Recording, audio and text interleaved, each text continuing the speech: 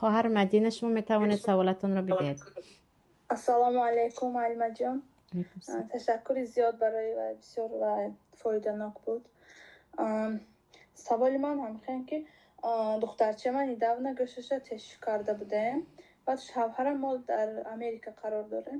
شوهرم از دوشنبه یک حلقچه زکاس کردین طریق یک دوستشون و حلقچه به چشم کوزمینچاق بود که دست میکردن بچه با هوای در حلقچه همیشه یک تا کوزمینچاق خودش ده همیشه آورده است. اما من شوهرم کن هیچ گپ نتونیاتی وقتی نکرداسی کو گفته من او بیدید سکرسه من گفتم که نه ممکن نبوده گیز این یک کس بیند میگه که این نیتی از چشم حفظ کرده دخترش به گفته کرده فکر میکند و من یک خیلی آدم خیلی ممکن بود است میگه من مثلا دین اسلام و کش میکنم که سبیلدت کنم من یاری دوستم خیال نکنم گفته نکرده ایستاده مکن هوای چیکار کردن در کار و یا گشته فرستانده نمیشه یا اون کس به پدرکه کرده نمیتونم اگر اجازت نباشه. شما خواهر مدینه میتوانید اون رو سازانید از نو، یعنی به یگان زرگر بدهید. حاضر نه بعدا هم میتوانید میدهید میگید این رو ویران کنه یگان چیز دیگر ساز.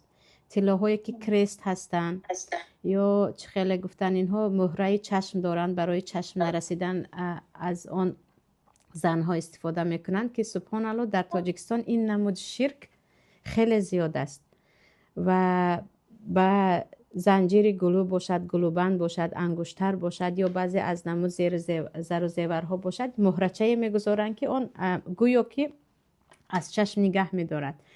در تاجیکستان ما و عموما ازبکستان قرقیزستان این طرف ها سیاه و سفید است، در طرف های ترکیه کبود و سفید است که این وقت شما گفتید این مرا از چشم نگه میدارد در لکه شرک است و کودک رو از خورده شما به شرک عادت میکنونید. اگر گفتید نیت ندارم چیزی که وی رمز شرکی هست به نیت رابطه ندارد.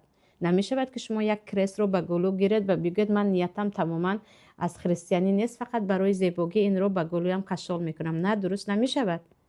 شما کاری کرده ایستادید که رمز شرک است و این عموما جایز نیست و چیزی که به شما توصیه میدهم بگیرید. انشالله وقتی که دستتان رسید به یگان زرگر میدید که اون رو از نو بسازد، اما به کودک اصلا آن رو نکنید. یعنی یگان فتوای نیست که جایز باشد که شما از آن استفاده کنید.